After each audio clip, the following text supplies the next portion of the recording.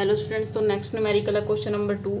A small sphere of mass 1 gram carries a charge of +6 micro coulomb.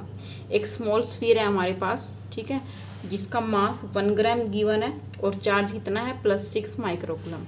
Sphere is suspended bye a string in an electric field of 400 Newton पर coulomb. Electric field की value दे रखी है, sphere को हमने इस electric field के अंदर suspend किया हुआ है। फील्ड की डायरेक्शन कितनी है, डाउनवर्ड, डायरेक्शन उसकी जो है डाउनवर्ड है, ठीक है।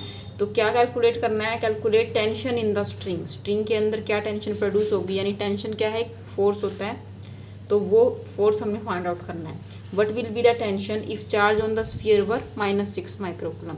एक तो करना है टेंशन कब फाइंड आउट करनी है, जब चार्ज गिवन है +6 माइक्रो कूलम का। फिर ये कह रहे हैं अगर चार्ज -6 माइक्रो कूलम हो जाए तो कितनी टेंशन प्रोड्यूस होगी। क्लियर। तो सबसे पहले देखो हमारे पास एक स्फीयर है, स्फीयर के ऊपर जो चार्ज है कितना है +6 माइक्रो कूलम, इतना चार्ज यहाँ पे गिवन है, ठीक है। इसको एक स्ट्रिंग के साथ हमने हैंग किया हुआ है, स्ट्रिंग बंधी हुई है इसके साथ। तो स्ट्रिंग के ऊपर अगर लोड है, ठीक है, कोई भी स्फीयर है जिसका मास भी गिवन है, ठीक है, तो 1 ग्राम मास है, ठीक है, 1 ग्राम मास है इसका, तो इसके अंदर टेंशन प्रोड्यूस होगी। टेंशन हमेशा क्या होती है, अपवर्ड डायरेक्शन में। वेट कहाँ होता है इसका, डाउनवर्ड डायरेक्शन में, तो वेट हो गया mg और टेंशन होगी t। क्लियर, ये बात तो सभी को पता है, स्ट्रिंग के अंदर टेंशन बहुत बार पढ़ रखी है 11th क्लास में। तो ये जो टेंशन है और ये क्या है, वेट है इसका mg, ठीक है। तो क्या क्या गिवन है इसके अंदर, मास कितना है 1 ग्राम। क्लियर, 1 ग्राम है, CGS सिस्टम में है, तो पहले इसको SI में कन्वर्ट कर लेते हैं। ये हो गया 1 ग्राम में कितने होंगे, 1/1000 यानी 10⁻³ किलोग्राम। ओके, स्फीयर के ऊपर चार्ज कितना है +6 माइक्रो कूलम।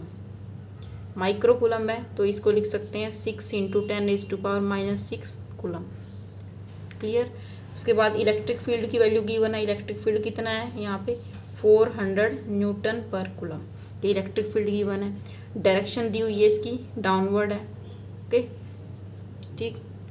आप देखो डायग्राम के अंदर देखो, यहाँ पे वेट इसका डाउनवर्ड एक्ट कर रहा है। क्लियर, स्ट्रिंग के अंदर टेंशन प्रोड्यूस हो रही है अपवर्ड डायरेक्शन में, और इलेक्ट्रिक फील्ड की डायरेक्शन क्या है, इलेक्ट्रिक फील्ड की डायरेक्शन क्या है, डाउनवर्ड ई। तो इलेक्ट्रिक फील्ड की और फोर्स की एक ही डायरेक्शन होती है। क्लियर, अगर पॉजिटिव चार्ज पार्टिकल है तो अगर वो इलेक्ट्रिक फील्ड के अंदर रखा हुआ है, तो हमने ये बात पढ़ी थी कि जिस डायरेक्शन में फोर्स लगता है उसके ऊपर उसी डायरेक्शन में इलेक्ट्रिक फील्ड होती है, ठीक है। तो F और E की डायरेक्शन हमेशा सेम होती है, तो यही डायरेक्शन F की है, यही डायरेक्शन E की है। क्लियर, तो नेट फोर्स है इसका डाउनवर्ड, ठीक है। तो इस डायग्राम को देख के हम ये इक्वेशन लिख सकते हैं कि जो टेंशन का फोर्स है, देखो ये फोर्स तो अपवर्ड डायरेक्शन में है, ये दोनों डाउनवर्ड है, ठीक है। तो नेट ये जो टेंशन है इन दोनों के सम के इक्वल होना चाहिए, तभी दोनों बैलेंस हो पाएंगे। क्लियर, ठीक है, समझ आ रही है ना। देखो mg + F = T, ये इक्वेशन हम लिख सकते हैं कि जो टेंशन का फोर्स है वो वेट प्लस जो फोर्स इसके ऊपर लग रहा है ड्यू टू इलेक्ट्रिक फील्ड, वो क्या है, इक्वल हो जाएंगे, ठीक है। तो फोर्स इलेक्ट्रिक फील्ड की वजह से कितना फोर्स होता है, F = क्या होता है, QE, तो ये हो जाएगा mg + QE। क्लियर, अब वैल्यूज पुट कर दो बस इसमें। टेंशन = मास कितना है इसका 1 ग्राम यानी कि 10⁻³ किलोग्राम। ओके, उसके बाद है जी की वैल्यू 9.8 प्लस चार्ज कितना है 6 × 10⁻⁻6 कूलम, और इलेक्ट्रिक फील्ड की वैल्यू है 400। क्लियर, तो अब इसको सोल्व करो। तो इसको सोल्व करने का देखो सबसे पहला तरीका क्या है, पहले 10 की पार्ट्स को हम एक जैसा बना लेते हैं, तभी इसको ऐड कर पाएंगे। देखो ये 9.8 है, इसका पॉइंट अगर हटाए डेसिमल तो ये हो जाएगा 98/10, ठीक है, 98/10 हो जाएगा। तो उस 10 को जब ऊपर लेके आएंगे तो 10⁻⁻1 हो जाएगा, और ये है 10⁻3, ठीक है। समझ आ रही है बात, देखो क्या कह रही है, 10⁻3 है, और इसको लिख सकते हैं 98/10, ठीक है। नेक्स्ट स्टेप में इसको 10⁻3 × 98 × 10⁻1 लिख सकते हैं, ये ऊपर जाएगा। तो टोटल देखो 10 की पावर कितनी होगी, 98 × 10⁻4। अब आ गया समझ में, ये बात आई समझ में, देखो क्लियर। ये देखो अब ध्यान से देखो, 10⁻3 थी, इसको मैंने लिख दिया 98/10, ठीक है, यानी 10⁻1। ये -3 पावर है, ये -1 है, पावर से ऐड हो जाएंगी तो 10 की पावर कितनी बच गई, -4, यानी कि 98 × 10 की पावर क्या हो गया, -4। क्लियर, अब इसको लिख दो 98 × 10⁻⁻4 प्लस इसको देखो क्या लिख सकते हैं, 6 इंटू, अब देखो 10 की पावर्स को इसमें भी इकट्ठा कर लेते हैं। पहले इसको लिखो 4 इंटू 100, ठीक है। 100 मीन्स 10 की पावर 2, ठीक, 10 की पावर 2 और 10 की पावर -6 पहले से ही है, 10 की पावर 2 यहाँ से आ गई, तो ये हो गया 10 की पावर -4, ये भी 10 की पावर -4 होगी। अब इजी हो गया, यानी 10 की पावर -4 को अभी हम यहाँ से कॉमन ले सकते हैं। यहाँ पे बच गया हमारे पास 98 प्लस 6 इंटू 4 क्या हो गया 24। क्लियर।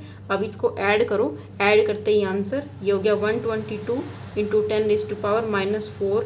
टेंशन क्या होता है, एक फोर्स होता है, तो इसकी यूनिट हो जाएगी न्यूटन, ठीक है। ये आ गई हमारी टेंशन फोर्स। ओके, अब क्लियर। अब देखो सेकंड पार्ट है न्यूमेरिकल का, इसमें क्या करना है कि अगर जो चार्ज है वो +6 की बजाय -6 हो जाए तो क्या होगा, ठीक है।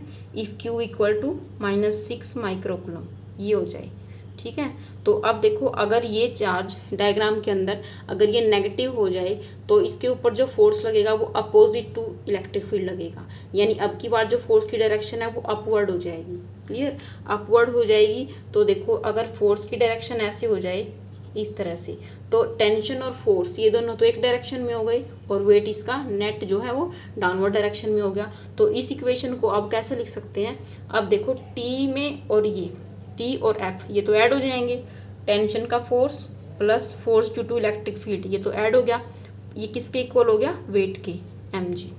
Clear, okay. अब इसको T plus Q E equal to mg लिख सकते हैं। अब इसमें इक्वेशन में वैल्यूज़ पुट करो तो टेंशन का फोर्स आ जाएगा mg minus Q E. m की वैल्यू कितनी है, मास कितना है इसका 1 ग्राम, यानी कि 10⁻³ इंटू 9.8 जी की value, minus Q E, Q कितना है चार्ज 6 माइक्रोकूलम, ठीक है, जैसे पहले था वही है, बस नेगेटिव है, ठीक है। अब देखो ये बताएंगे हम -6 पुट नहीं करेंगे, हम प्लस का 6 ही पुट करेंगे, क्योंकि चार्ज की वजह से ये सिर्फ डायरेक्शन के लिए हुआ है, ठीक है। चार्ज नेगेटिव है तो इसके लिए हमने देख लिया कि फोर्स जो है इसके अपोजिट डायरेक्शन में लगेगा, तो इसको हमने यहाँ पे यूज़ कर लिया, ठीक है। तो अब इसको -6 पुट करने की ज़रूरत नहीं है। क्लियर है ना ये बात। अब देखो यहाँ पे क्यू ई की वैल्यू हमें पुट करनी है, क्यू ई की वैल्यू हम यहाँ से देख लेते हैं। क्यू ई की वैल्यू हमारी नेट आई थी ये 24 इंटू 10⁻⁻4, तो डायरेक्ट इसको हम ये लिख सकते हैं 6, या तो ये लिख लो 6 इंटू 4 इंटू 10⁻⁻4, ठीक है। फिर इसको डायरेक्ट मल्टीप्लाई कर देते हैं, सेम इसी तरह आएगा हमारा आंसर, बस यहाँ पे आ जाएगा 98 इंटू 10⁻⁻4 माइनस 24 इंटू 10⁻⁻4। 98 में से 24 को अगर माइनस करते हैं तो आता है 74, और 10⁻⁻4 क्या है कॉमन है, ठीक है। तो ये आ गया हमारा टेंशन का फोर्स 74 इंटू 10⁻⁻4 न्यूटन। क्लियर, आगे बात समझ में, ओके।